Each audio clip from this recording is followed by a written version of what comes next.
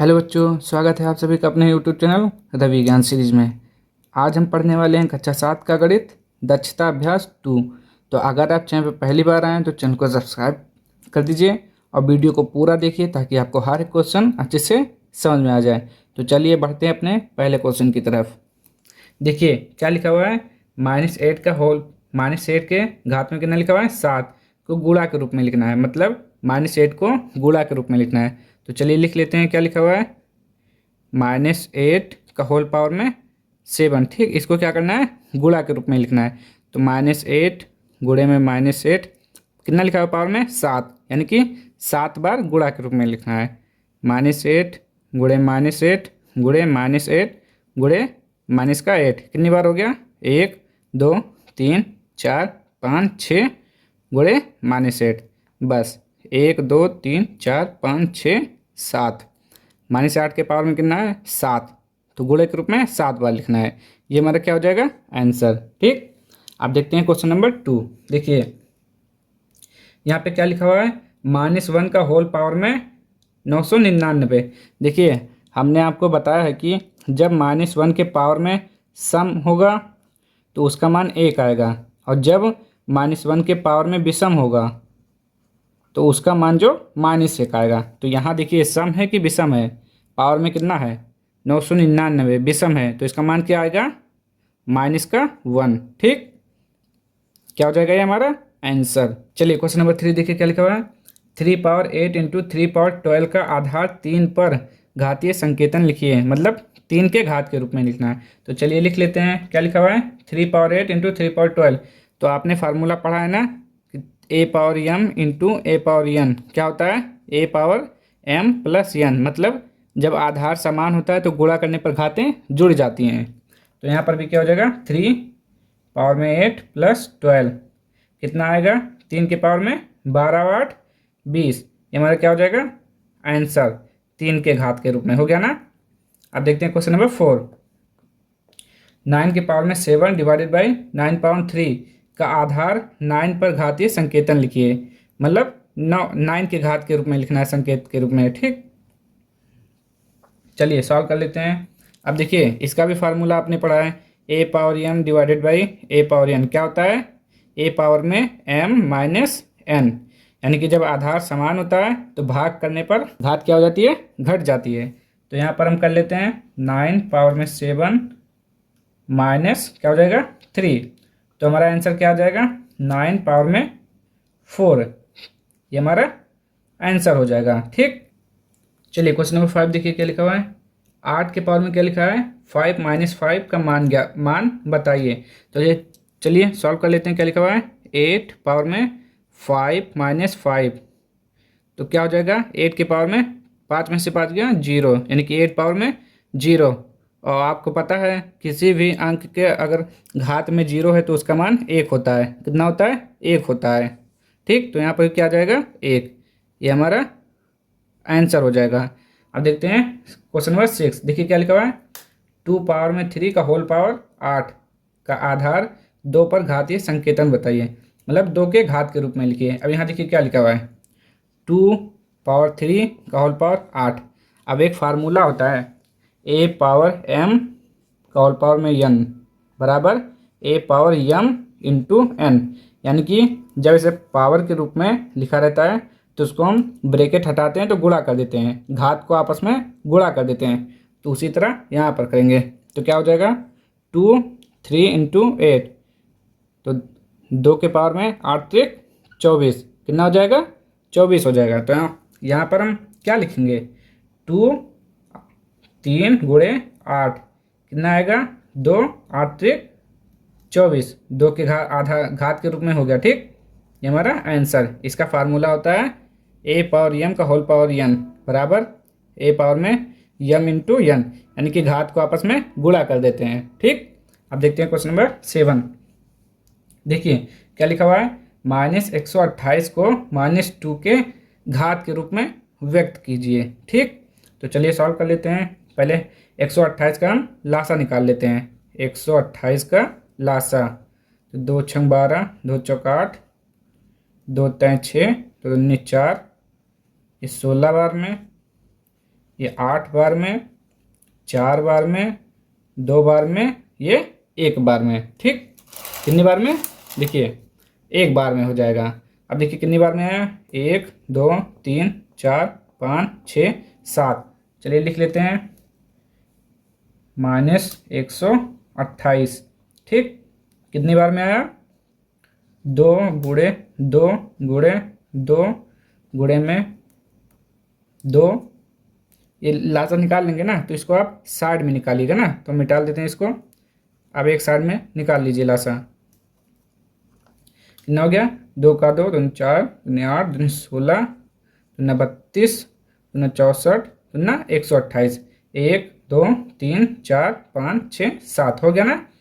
अब देखिए माइनस लगा हुआ है, तो आप माइनस इसे बाहर लगा दीजिए। ठीक, अब देखिए 2 के पावर में कितना हो जाएगा, 7। 1 2 3 4 5 6 7, तो ये 7 हो जाएगा। और यहाँ पे क्या है, माइनस, तो यहाँ माइनस लिख दिया जाएगा। ठीक, तो ये हो जाएगा -2 पावर में 7 आंसर। अब देखते हैं क्वेश्चन नंबर 8।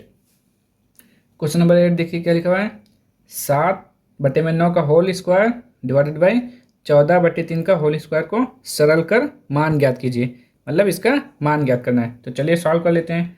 क्या लिखा है, 7/9 का होल स्क्वायर। अब देखिए जब भाग के रूप में होता है तो इसको हम गुणे के रूप में लिखेंगे, तो ये ऊपर हो जाएगा और ये नीचे हो जाएगा। ठीक, तो गुणे 3 ऊपर चला जाएगा और 14 नीचे आ जाएगा, स्क्वायर। अब देखिए 7/9 कितनी बार लिखा है, 2 बार, तो इसको हम 2 बार लिखेंगे।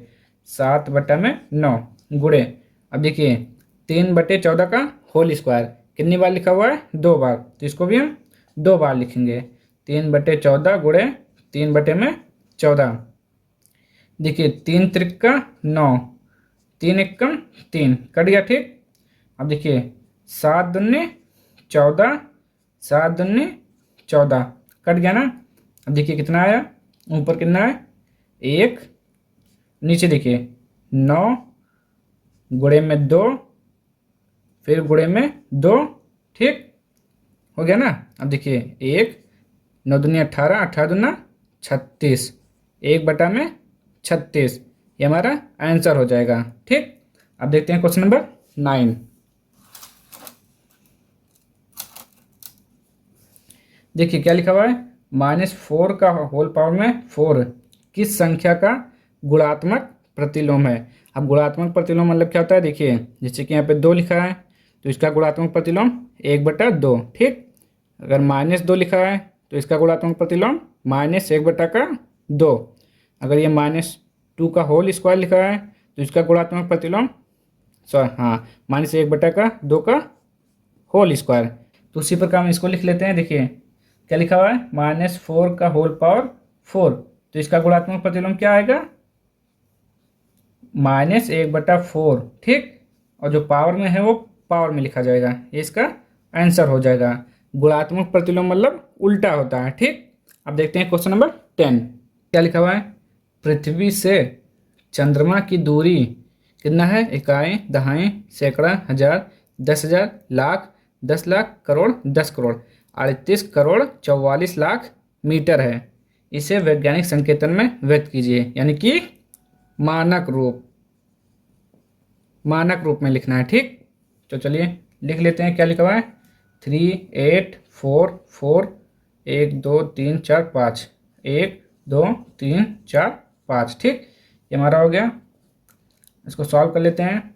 वैज्ञानिक संकेतन में कैसे लिखते हैं, यानी कि k × 10⁻n, यानी कि पॉइंट में लिखना है। हमें क्या लिखना है, वैज्ञानिक संकेतन में एक अंक के बाद दशमलव लगाते हैं, तो 3.844 इंटू, अब देखिए 8 के दशमलव के बाद कितने अंक आए हैं, तो यहाँ दशमलव लगा, तो 1 2 3 4 5 6 7 8, 10 के पावर में 8, ये हमारा आंसर हो जाएगा। ठीक, क्वेश्चन नंबर 11 देखिए क्या लिखा हुआ है, प्रकाश की एक किरण द्वारा वर्ष में तय की गई दूरी इतना मीटर है, इसे वैज्ञानिक संकेतन में व्यक्त कीजिए। मतलब हमें क्या करना है, इसको वैज्ञानिक संकेतन यानी कि मानक रूप में लिखना है।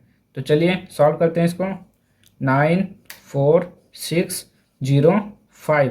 देखते हैं कितना जीरो है, 1 2 3 4 5 6 7 8 9 10 11।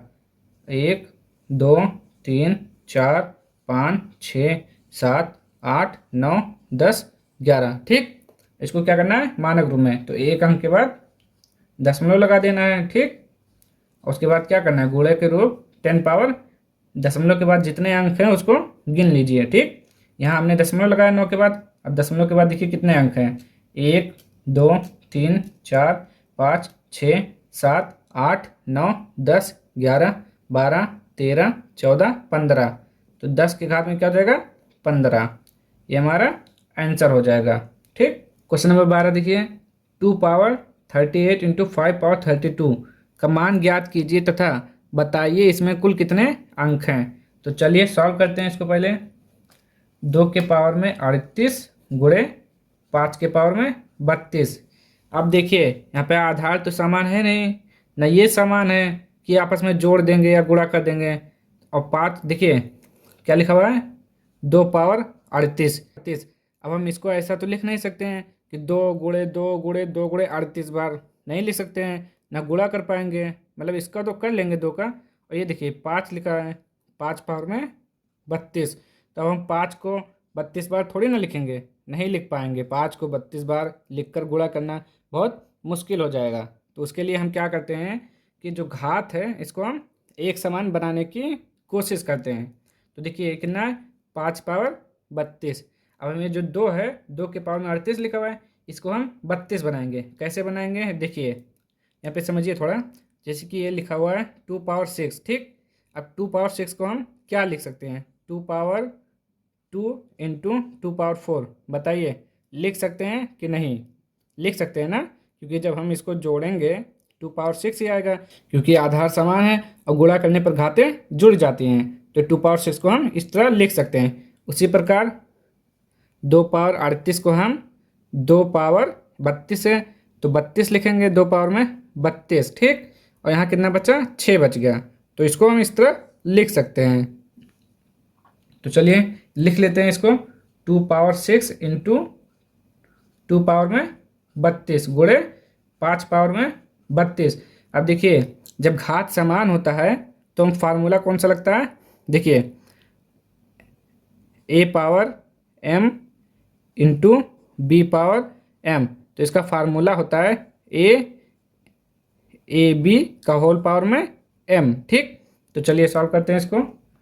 2 पावर 6 इंटू 2, और इसको गुणा कर देंगे, कितना आ जाएगा, इसको हम गुणा कर लेंगे, अब पावर में 32 हो जाएगा।